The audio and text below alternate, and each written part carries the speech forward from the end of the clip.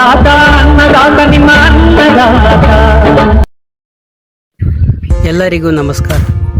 ಹಸಿರು ಕೃಷಿ ಪದ್ಧತಿಗೆ ಸ್ವಾಗತ. ನಾವು ನಮ್ಮ ತೋಟದಲ್ಲಿ ಸಾವಯವ ನೈಸರ್ಗಿಕ ಕೃಷಿ ಪದ್ಧತಿಯನ್ನು ಅಳವಡಿಸಿಕೊಂಡಿದ್ದೇವೆ ಮತ್ತು ಯಾವುದೇ ರೀತಿಯ ರಾಸಾಯನಿಕಗಳನ್ನು ಉಪಯೋಗಿಸದೆ ಮನೆಯಲ್ಲೇ ಸಿಗುವ ಮತ್ತು ನಾವು ತಯಾರಿಸಿಕೊಳ್ಳಬಹುದಾದ ಸಾವಯವ ಗೊಬ್ಬರ ಮತ್ತು ಕೀಟನಾಶಕಗಳನ್ನು ಉಪಯೋಗಿಸಿ ನಮ್ಮ ತೋಟವನ್ನು ಸಮೃದ್ಧಿಯಾಗಿ ಬೆಳೆದಿದ್ದೇವೆ.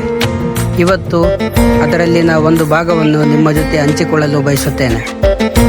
ಇವತ್ತು ನಾವು ಎಷ್ಟೋ ಗಿಡಗಳಲ್ಲಿ ಶಿಲೀಂಧ್ರಗಳು, ವೈರಸ್ಗಳು, ಕೀಟಗಳನ್ನು ಕಾಣಬಹುದು. ಎಲ್ಲ ಕೀಟಗಳಿಗೂ ರಾಮಬಾಣವಾಗಿ ಕೆಲಸ ಮಾಡುವ ಹುಳಿ ಮಜ್ಜಿಗೆಯನ್ನು ತಯಾರಿಸುವ ವಿಧಾನವನ್ನು ಈಗ ನಿಮಗೆ ತೋರಿಸುತ್ತೇನೆ.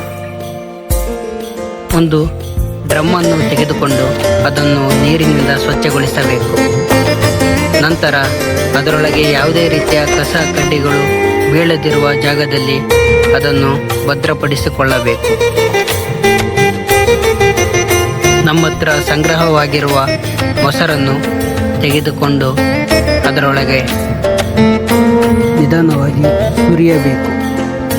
ಹೀಗೆ ನಮ್ಮ ಹತ್ರ ಸಂಗ್ರಹವಾಗಿರುವ ಎಲ್ಲ ಮೊಸರನ್ನು ತೆಗೆದುಕೊಂಡು ಬಂದು ಡ್ರಮ್ಮಿನಲ್ಲಿ ಹಾಕಿ ಅದೇ ಪ್ರಮಾಣದಲ್ಲಿ ನೀರನ್ನು ತುಂಬಿಸಿಕೊಂಡು ತಂದು ಸುರುವಬೇಕು. ಮೊಸರಿನ ಜೊತೆ ನೀರನ್ನು ಸೇರಿಸಿದ ನಂತರ ಸ್ವಚ್ಛವಾದ ಮೊಸರಿನಿಂದ ಮಜ್ಜಿಗೆಯಾಗುವವರೆಗೂ ಚೆನ್ನಾಗಿ ಕೋಲಿನಿಂದ ಕಡಿಯಬೇಕು.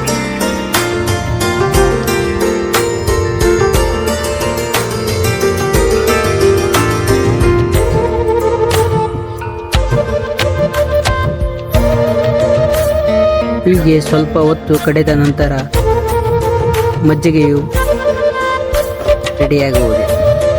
ಹೀಗೆ ರೆಡಿಯಾದ ಮಜ್ಜಿಗೆಯನ್ನು ಒಂದು ತೆಳುವಾದ ಬಟ್ಟೆಯಿಂದ ಒದಿಸಿ ಯಾವುದೇ ರೀತಿಯ ಕಸ ಕಡ್ಡಿಗಳು ಅದರಲ್ಲಿ ಬೀಳದಂತೆ ನೋಡಿಕೊಳ್ಳಬೇಕು. ಈ ರೀತಿಯಲ್ಲಿ ತಯಾರಿಸಿದ ಹುಳಿ ಮಜ್ಜಿಗೆಯು ಉತ್ತಮ ಕೀಟನಾಶಕವಾಗಿದೆ. ಅನ್ನದಾತ ಅನ್ನದಾತ ನಿಮ್ಮ ಅನ್ನದಾತ.